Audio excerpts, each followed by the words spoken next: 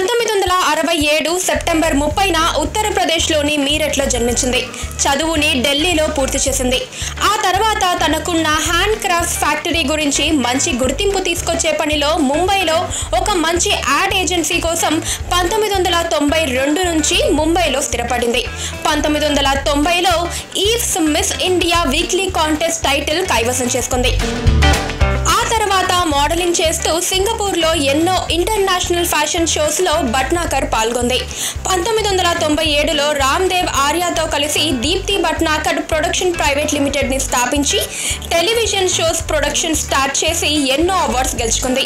ఇప్పటికీ 50 సంవత్సరాల వయసు వచ్చినా ఎక్కడా వయసు తెలియకుండా ఇంకా యంగ్గా కనిపిస్తూనే ఉంది దీప్తి భట్నాకర్. ఫిలిం యాక్ట్రెస్ గా మోడల్ గా అడుగుపెట్టిన దీప్తి భట్నాకర్ తెలుగు ప్రేక్షకులకు చాలా సుపరిచితురాలు. రామ్ శస్త్ర మూవీ తన మొట్టమొదటి సినిమా. అప్పటికే స్టార్స్ గా ఉన్న జాకీ ష్రాఫ్, మనీషా కొయిరాలాతో నటించడం అవకాశంగా వచ్చింది. ఇక తెలుగులో అయితే బాగా ఆడిన సినిమా పెళ్లి సందడి మూవీలో స్వప్నగా నటించింది.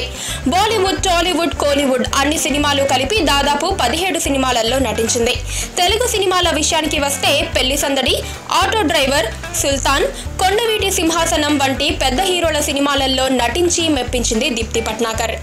అప్పట్లో ఇలా ప్రేక్షకులని మెప్పించడానికి ఎక్స్పోజింగ్, స్కిన్ షోస్ చేయడానికి మోడల్స్ ను, బాలీవుడ్ హీరోయిన్స్ ను తెలుగు సినిమాలకి పరిచయం చేసేవారు నిర్మాతలు. అలానే దీప్తి భట్నాకర్ కూడా కుర్రకారుని మత్తెక్కించింది. తాను నటించిన హాలీవుడ్ మూవీ ఇన్ఫెర్నోలో ఒక రైన్ సాంగ్ లో తన యథ అందాలను మాత్రమే కాకుండా తడిసిన శరీరాన్ని మొత్తాన్ని ప్రేక్షకులకు చూపిస్తూ హాలీవుడ్ ని మించిన లిప్ లాక్స్ ఇస్తూ అందరి టెంపరేచర్లను పైకి లేపిన సాంగ్ ఇప్పటికీ ప్రేక్షకులకు నిద్ర పట్టకుండా చేస్తుంది.